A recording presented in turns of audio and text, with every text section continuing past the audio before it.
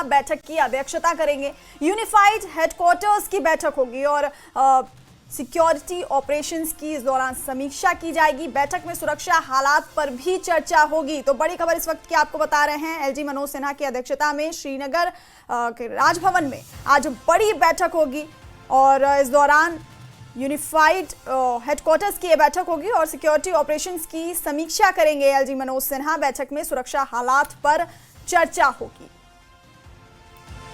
तो श्रीनगर राजभवन में आज ये बड़ी और अहम बैठक होने वाली है। इस दौरान अब सुरक्षा हालात पर चर्चा होगी, सिक्योरिटी ऑपरेशंस की समीक्षा करेंगे एलजी मनोज सिन्हा। एलजी मनोज सिन्हा की अध्यक्षता में आज बड़ी बैठक होने जा रही है श्रीनगर राजभवन में।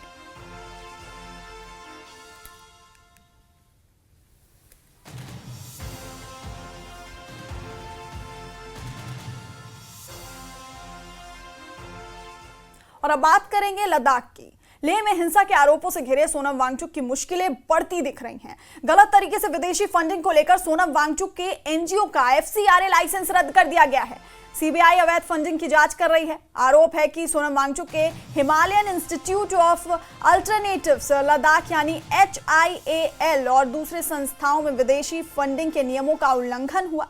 करोड़ों रुपए की हेराफेरी हुई। जांच में पाया गया कि HIAL ने विदेशी अनुदान के बिना एफसीआरए रजिस्ट्रेशन के कई करोड़ रुपए हासिल किए और अपने खातों की पूरी जानकारी नहीं दी। सीबीआई ने गड़बड़ी की जांच शुरू कर दी है। शुरुआती जांच में पाया गया कि HIAL ने गलत तरीके से करोड़ों रुपए हासिल किए, अपने खातों की पूरी जानकारी नहीं दी और HIAL से अपनी कंपनी शेशोन इनोवेशंस प्राइवेट लिमिटेड को करोड़ों रुपए ट्रांसफर किए, जो संदिग्ध है। जांच में यह भी पता चला है कि सोनम वांगचुक के कई व्यक्तिगत बैंक खाते हैं, जिनमें से अधिकांश घोषित नहीं हैं और उन खातों में विदेशी फंडिंग हुई है। इसके साथ ही वांगचुक ने 2021 से 2024 के बीच करोड़ों रुपए विदेशों में भेजे हैं। तो लेह में हिंसा के आरोपों से घिरे सोनम वांगचुक की अब मुश्किलें बढ़ती हुई दिख रही हैं। गलत तरीके से विदेशी फंडिंग को लेकर सोनम वांगचुक के एनजीओ का एफसीआरए लाइसेंस रद्द कर दिया गया है। तो सीबीआई अवैध फंडिंग की जांच कर रही है।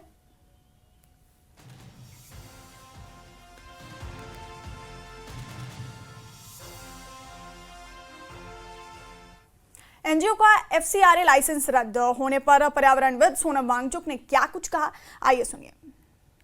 वो उन्होंने निशाना साधा और 1.5 महीना पहले हमें बताया गया कि आप पर एक FIR है, वो भी देशद्रोह का है। उसके बाद हमारे विद्यालय की ज़मीन वापस ले जा रहे हैं, ऐसा नोटिस आया। उसके बाद सीबीआई की इंक्वायरी, ये 2 हफ्ते पहले की बात है, सीबीआई की, फिर इनकम टैक्स के पता नहीं क्या क्या। तो सीबीआई के नोटिस में ये लिखा है कि 2022 से 24 में आपकी संस्था ने विदेशी मुद्रा ग्रहण किया, जबकि आपके पास अनुमति नहीं है, एफसीआरए नहीं है। हमने एफसीआरए नहीं लिया क्योंकि हमारा इरादा नहीं है विदेशों से हम भीख मांगे, ठीक है। मगर 2000 लेकिन आपने पैसे तो लिए। हाँ, अब देखिए वो क्या पैसा है। ये किसी भी यूनिवर्सिटी का सपना होगा और जो ये यूनिवर्सिटी करने में काबिल होगी उसे पुरस्कार दिया जाएगा कि उसका ज्ञान यानी कि भारत का ज्ञान विदेशों में निर्यात हो। तो हमारे जो पैसिव सोलर हीटेड बिल्डिंग्स है जो हमने लोगों के लिए, इंडियन आर्मी के लिए बनाए, वो अफगानिस्तान में ले जाना चाहते थे संयुक्त राष्ट्र संघ, यूनाइटेड नेशंस, और उन्होंने इसके लिए हमें फीस अदा की। उसी तरह हमारे आर्टिफिशियल ग्लेशियर्स को स्विट्ज़रलैंड की एक यूनिवर्सिटी और इटली के एक संस्था चाहते थे कि ये प्रोजेक्ट्स में प्रयोग किया जाए। उसके लिए हमें ज्ञान की दक्षिणा फीस अदा की। वो फीस बाज़ाब्ता टैक्स के साथ है।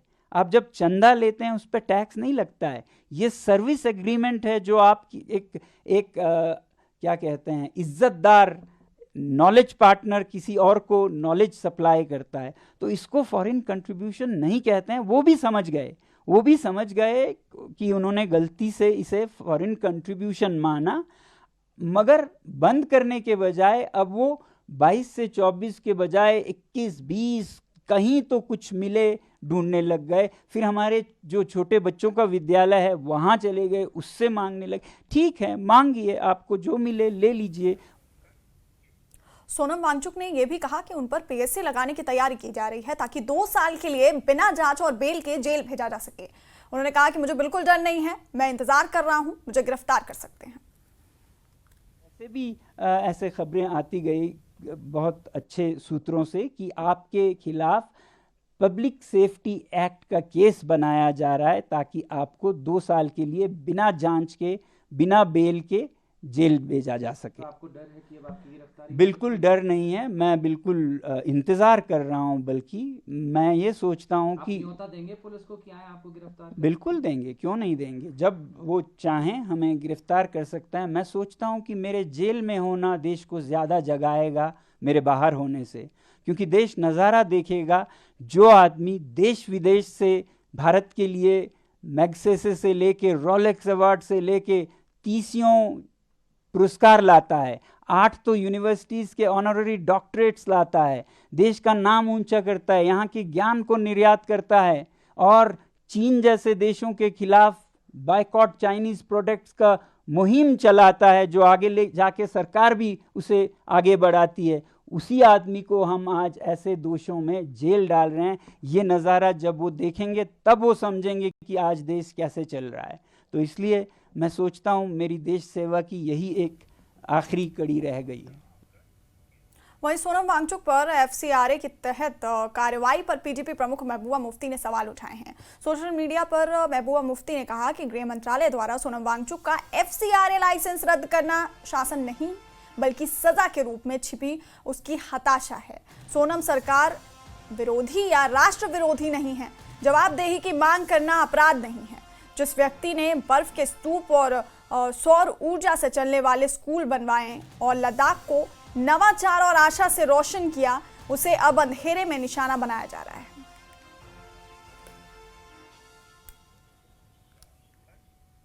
और लेह मामले पर सीएम उमर अब्दुल्ला ने कहा कि लोगों को हिंसा नहीं करना चाहिए और सरकार को भी लोगों की जायज मांगे माननी चाहिए।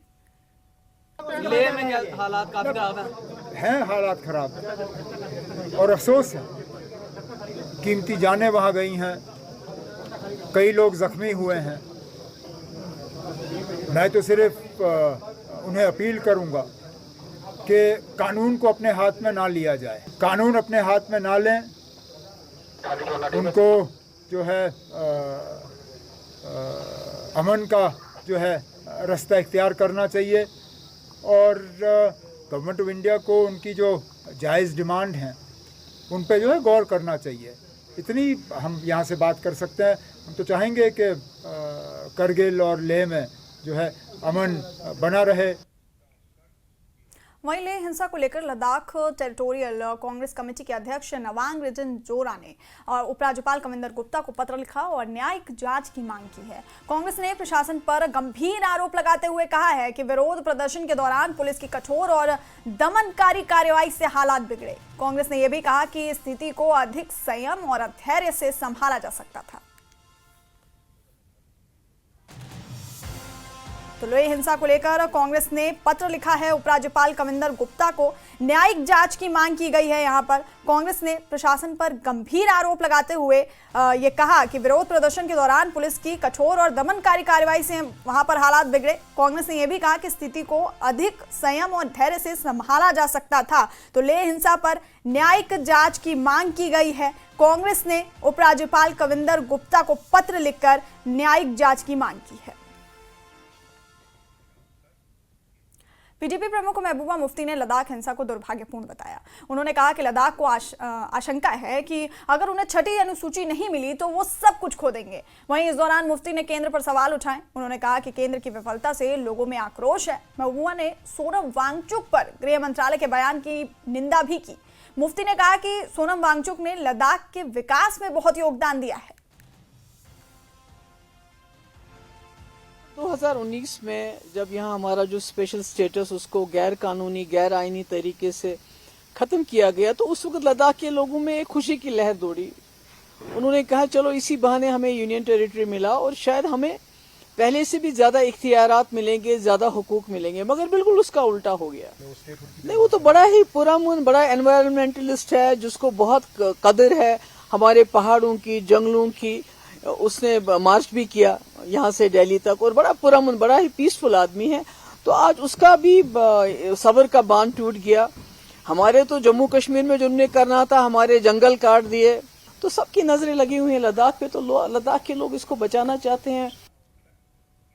लेह हिंसा को लेकर जम्मू कश्मीर के प्रदेश अध्यक्ष सच शर्मा ने कड़ी प्रतिक्रिया दी है। उन्होंने कहा कि कुछ लोग जानबूझकर शांतिपूर्ण माहौल को खराब करने की कोशिश कर रहे हैं। सच शर्मा ने कहा कि असामाजिक तत्वों को किसी भी कीमत पर बख्शा नहीं जाएगा। उन्होंने कहा कि बीजेपी हमेशा से शांति, विकास और सौहार्द की पक्षधर रही है और किसी को भी माहौल खराब करने की इजाजत नहीं दी जाएगी।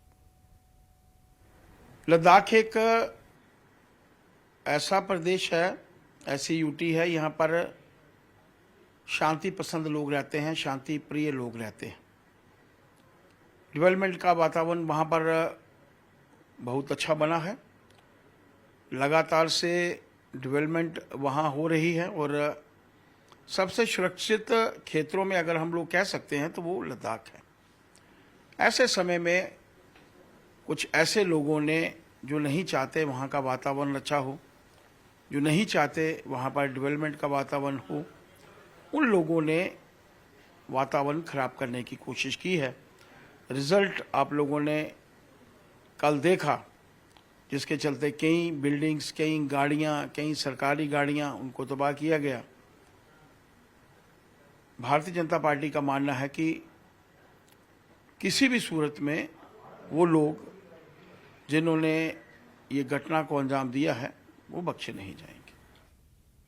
लेह में हुई हिंसा पर सांसद मोहम्मद हनीफा ने कहा कि लद्दाख के लोग बहुत शांतिपूर्ण और ईमानदार हैं। विरोध प्रदर्शन पिछले कुछ समय से चल रहा है। मैंने हमेशा गृह मंत्रालय से बातचीत जारी रखने की अपील की है, क्योंकि एक बार की बातचीत से मामले का समाधान नहीं होगा। मुझे कल भी पता चला था, आज यहाँ पे मैंने डिटेल में पता किया, कोई 7-8 लोग ऐसे लोग थे जो बिल्कुल क्रिटिकल थे, उनको शिफ्ट करने के बगैर कोई चारा नहीं था। लेकिन शिफ्ट करने में बहुत टाइम लग रहा था और शिफ्ट करके वहाँ भी एडमिट उनको मिले न मिले वो भी उनको बड़ा प्रॉब्लम था। उन्होंने डिसीजन लिया कि यहीं पे हम कोशिश करेंगे इनको ऑपरेट करने के लिए। और बहुत ही हमारे जो लोकल डॉक्टर्स हैं, मैं सलाम करता हूं उनको, उनकी जज्बात को। उन्होंने डिसीजन लेके यहाँ पे खुद ऑपरेट करके आज सारे ऑलमोस्ट स्टेबल है, उनको शिफ्ट करने की ज़रूरत नहीं है। तो मैं उन डॉक्टर्स को मैं सलाम करता हूँ। बाकी मैं गुजारिश करता हूँ यहाँ के एडमिनिस्ट्रेशन से, जो हो गया वो कल हो गया, उसके बाद मजीद इसको आगे लेने में इसको कोशिश मत कीजिए। बहुत ही लीगली जो जांच करके जो है इसमें काम करने की जरूरत है। पर्यावरणविद सोनम वांगचुक के अनशन के नेतृत्व में शुरू हुआ युवा मार्च हिंसक प्रदर्शन में बदल गया। पथराव और आगजनी के बीच कई वाहन और सरकारी भवन क्षतिग्रस्त हुए। प्रशासन ने एहतियातन बीएनएस की धारा 163 लागू कर दी और 48 लोगों को गिरफ्तार किया। क्यों हुआ यह प्रदर्शन और क्या है लेह का हाल, आपको इस खास रिपोर्ट में दिखाएंगे।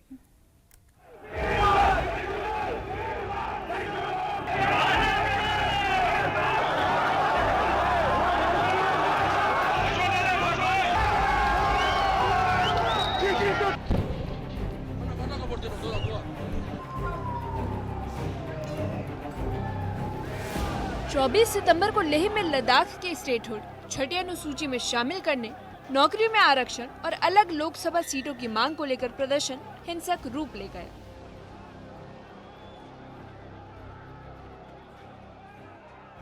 पर्यावरणविद सोनम वांगचुक के अनशन के समर्थन में युवाओं ने मार्च निकाला, जो पुलिस के साथ भिड़ंत में बदल गया। पथराव और आगजनी के बीच कई वाहनों को नुकसान हुआ और कई सार्वजनिक संपत्तियां क्षतिग्रस्त हुई। हिंसक घटनाओं में कम से कम 4 लोगों की मौत हो गई है और कई लोग घायल हुए। प्रशासन ने सुरक्षा बढ़ाते हुए लेह में कर्फ्यू लगाया है और बीएनएस की धारा 163 लागू है। इसके तहत 5 या इससे ज्यादा लोगों के जमावड़े पर रोक है। अतिरिक्त सीआरपीएफ और आईटीबीपी बलों को तैनात किया गया है। सीसीटीवी फुटेज से मुख्य आरोपियों की पहचान की जा रही है और 48 लोगों को गिरफ्तार किया जा चुका है। जो मेरे पीछे है, जो हिल काउंसिल का असेंबली हॉल, उसकी जो बेसमेंट में कल आग जलाया गया, तो हम अंदर जाके भी दिखाएंगे, कोशिश करेंगे। हालांकि जो ऊपर में जहाँ पर मेन असेंबली हॉल, जहाँ पर जो हिल काउंसिल के सेशन चलते थे, वो उसमें डैमेज नहीं पहुंचा, हालांकि वो रेनोवेशन के अंडर था। आप बेसमेंट के अंदर जाए तो वहाँ पर जब टी ब्रेक होता है तो वहाँ पर जो टी चाय पानी लेते थे, साथ ही साथ जो वो लोग बैठ के जहाँ सोफे वगैरह लगा हुआ था वो सब जला हुआ था। लेह में हिंसा के दौरान बीजेपी कार्यालय और हिल काउंसिल सचिवालय को आग लगा दी गई। कई पुलिस वाहन भी क्षतिग्रस्त हुए। प्रशासन ने सड़कें खाली करवा दी, इंटरनेट सेवाएं सीमित कर दी और लोगों को घरों में रहने की हिदायत दी गई। आम लोगों की दिनचर्या पूरी तरह प्रभावित हुई और शहर में सन्नाटा पसरा रहा। कारगिल डेमोक्रेटिक अलायंस यानी केडीए ने 25 सितंबर को लेह हिंसा के विरोध में पूर्ण बंद का आह्वान किया। इसके चलते कारगिल और आसपास के जिलों में दुकानें, बाजार और स्कूल बंद रहे। बंद ने पूरे इलाके में एकजुटता का संदेश दिया। वहीं प्रशासन ने बीएनएस की धारा 163 के तहत सुरक्षा सुनिश्चित की। आम जनता को शांतिपूर्ण ढंग से अपने कार्य और घर में रहने के लिए प्रेरित किया गया। हालांकि स्थिति को नियंत्रण में लाया गया है, लेकिन लेह में तनाव अब भी बरकरार है। दुकानें, स्कूल और बाजार बंद हैं।